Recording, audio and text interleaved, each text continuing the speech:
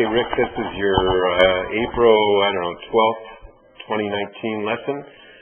Good stance, like I told you before we started recording. Great grip. Your grip is you're light years ahead of everybody else. Only thing I'd do with your posture would be feel like you can get your butt up just a little higher and see how your neck is drooped. So see where his nose is? Exactly. So a little higher here, and what happens is, I don't know. Bring my head higher up. Yeah. So, and the best way to get into it, straight like this, and just bend from here, and not droop this thing down. And depending on the swing, this shoulder can bump into your chin, and then we end up goofing here instead of under, and get it laid off. Okay. So that's the only way I changed. Great grip. So that's position 1, T1. T2 is your takeaway. Okay. So here's the shaft.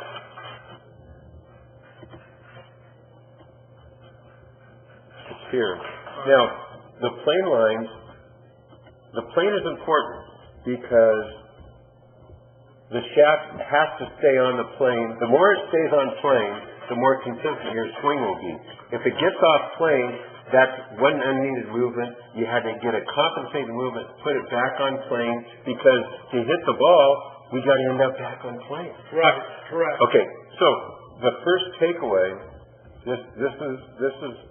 it's actually my swing 10 years ago, where you drag it inside. Got a nice forward press. You get it in here. So that's the shaft. This is what it should look like. See, when he takes it back, he gets it to, this will be overlapping his hands. Toe of the club is up, so it means he's got good forearm rotation. But the shaft is parallel his toe line. In his case, it's right over his toe line. That's on plane. This is 40 degrees off plane. Now, the problem with that, I haven't looked at it in the video, you got a chance of being across the line. So the club head should be here, and it's here. So that's like a foot here, the unneeded movement. Then you need a foot to get up on plane, and then you have to time that. Now, okay. So what? You're a good athlete. I'll tell you what's going to happen.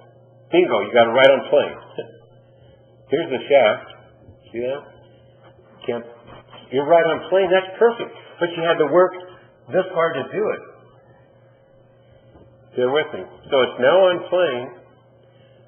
Now, like the rest, now you've broken plane and you're across the line. Look where his is. So he's right there. See the shaft? It's on plane, and he gets it to here in position. What's great is his arm is on plane, his shaft is on plane, his club face is on plane, and see how your hands are close to your head. Yeah. Okay, all these are unneeded movements that's causing inconsistency. Now, I'm going to give you a copy of this photo. Okay, so the first thing that is the kiss of death for most of us, and 80% of us have this little issue. So I'll give you a photo, and then let's see.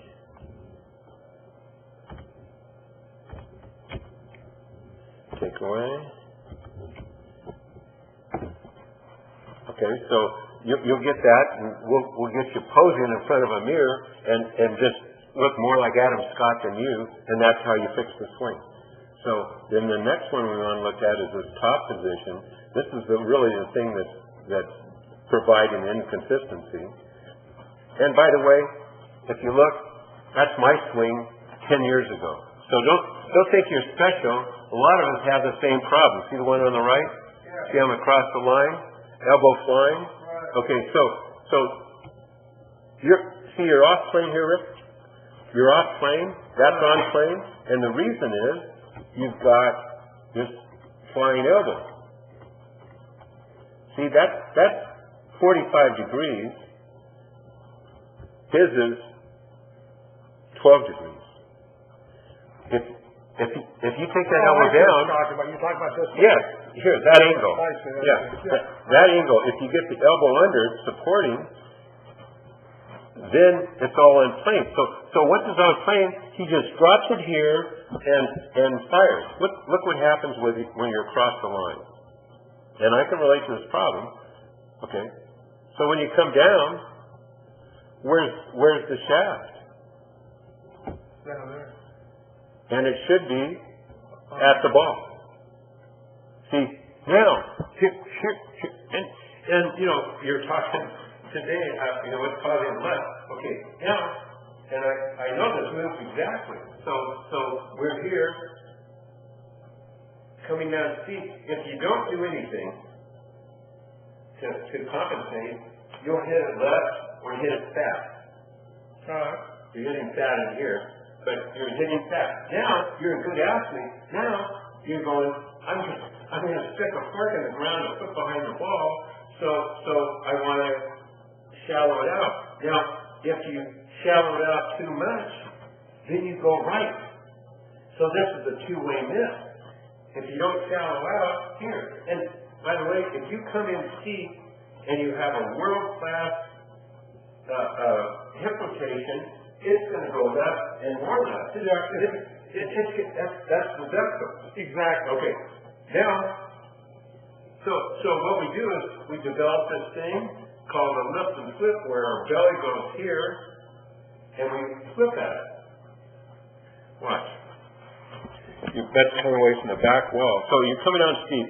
You're a good athlete. Your body's going, this isn't going to work out. I'm going to jam a fork in the ground, and you lift out of it. So your body goes away from the back wall.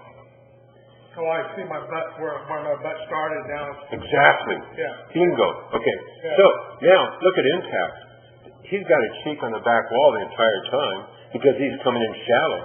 So his is more rotational.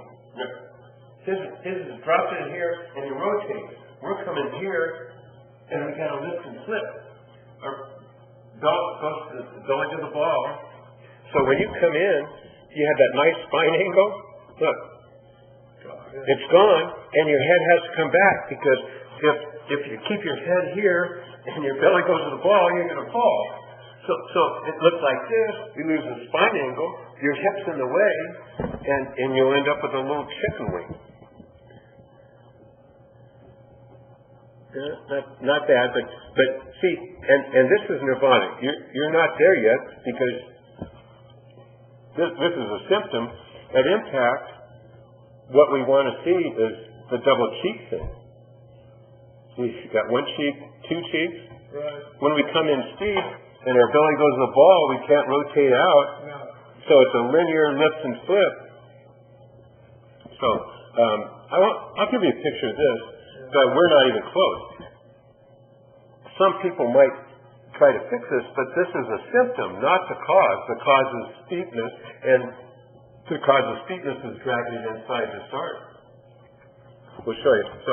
So that's where your inconsistencies are coming from. Now,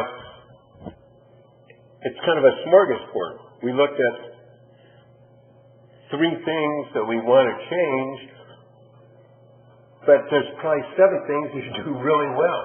So it's not like we're going to back up a truck and install a new swing. We're just going to remove the unneeded movements, Right. and then if those movements are gone, you don't need the compensating movements. See, with these compensating movements that put it back on, you have probably 3 unneeded movements, so there's 6 unneeded movements with the compensating moves. Exactly. And you can't time those. And sometimes maybe the compensating move is 80% there, and maybe it's 110. That's where the inconsistency comes from. That's totally, because when you get everything lined up and it's a lift and flip, but you've got good club head speed, you're coming in squared, and the grip is phenomenal. So look at his impact position. he actually increases his spine angle. Exactly. And you decrease it. I can't believe how much his butt had moved.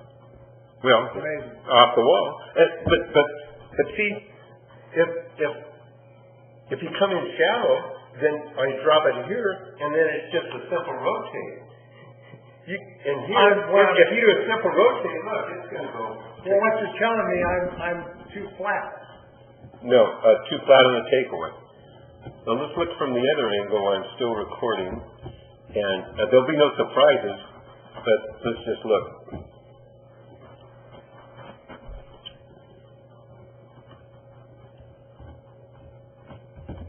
Okay.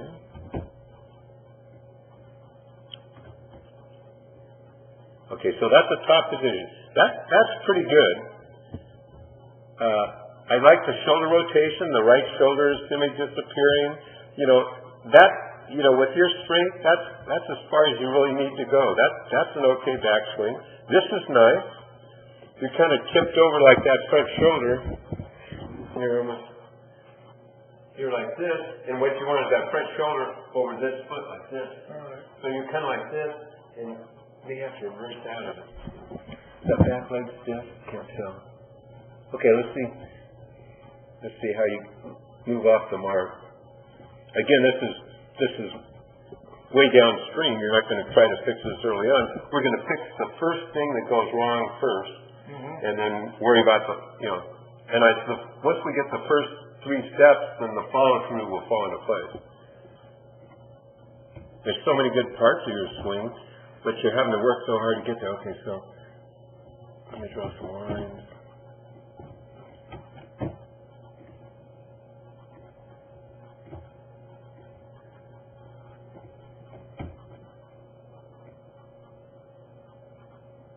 Yeah, that's a good takeaway.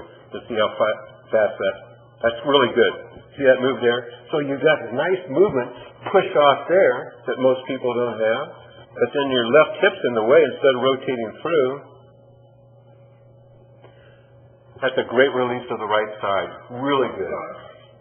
The thing is you have to work so hard to get there. If we drop it in here and have that same release, the ball's going to go straighter more often, and it actually will go longer. I like this, Rick. This is really good. But you have to work so friggin' hard. So that's actually a good angle. Again, there may be 8 things you're doing right, 3 unneeded movements. Right. So, stop this recording.